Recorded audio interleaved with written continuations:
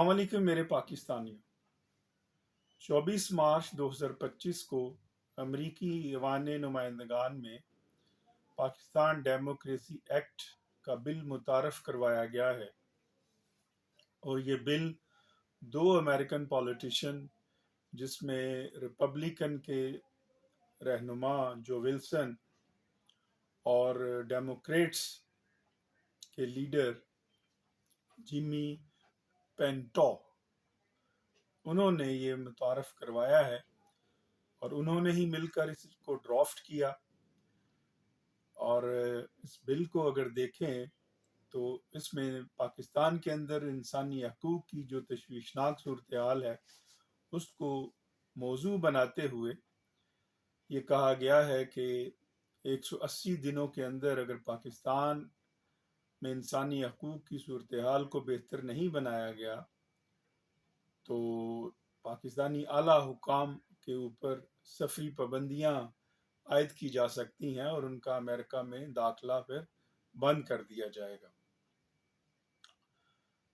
گزشتہ برس جون 2024 میں اسی سبجیکٹ سے ملتی جلتی قرارداد امریکی ایوان نمائندگان میں پیش ہوئی تھی، جسے منظور کیا گیا تھا بعد میں، اور جس میں یہ کہا گیا کہ پاکستان کے اندر جمہوریت اور قانون کی حکمرانی کو یقینی بنایا جائے۔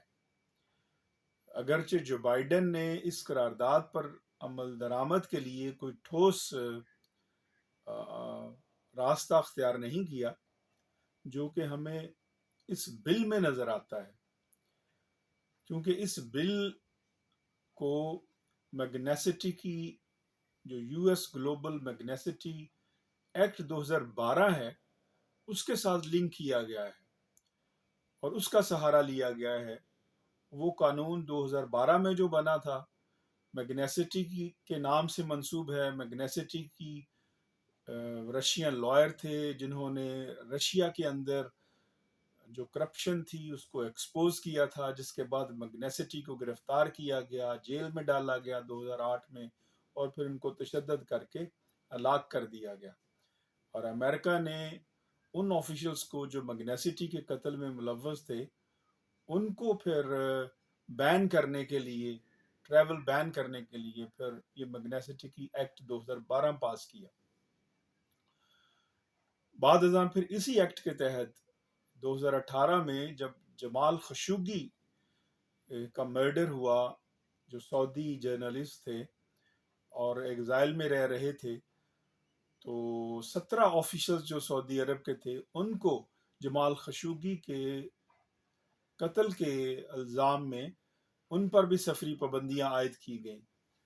پھر اسی طرح امریکہ نے اسی ایکٹ کے میگنیسٹی کی ایکٹ کے تحت کینیڈا، وینزویلا اور دیگر ممالک میں جن آفیشلز کو چاہا ان کا داخلہ امریکہ میں بند کر دیا گیا۔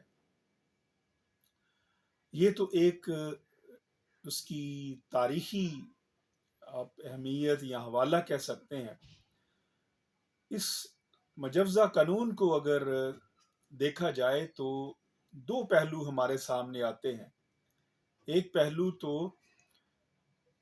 بظاہر جو نظر آتا ہے وہ یہی ہے کہ، اور اس سے کوئی بھی شخص انکار نہیں کر سکتا کہ پاکستان میں انسانی حقوق کی صورتحال کو بہتر ہونا چاہیے۔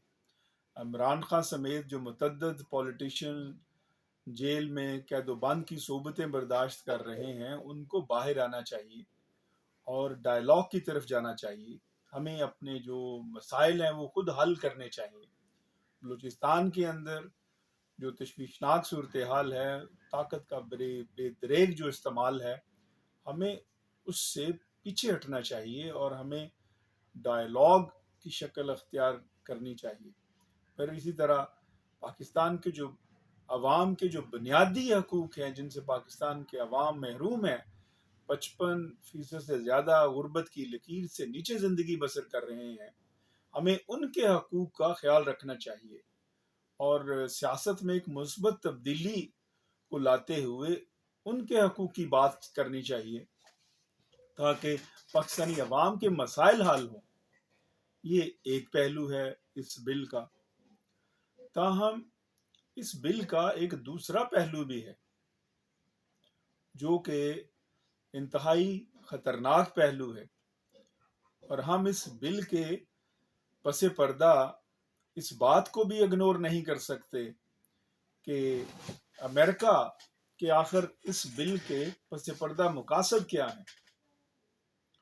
اس نقطہ نظر سے دیکھا جائے تو یہ بل ہماری جو قومی سلامتی ہے، ہماری جو خود مختاری ہے، یہ اس کے اوپر براہ راست ایک اٹیک ہے۔ یہ ہمارے لیے خطرے کی علامت ہے، اور کوئی بھی قانون اس کی اجازت نہیں دیتا، کوئی بھی انٹرنیشنل لا اس کی اجازت نہیں دیتا۔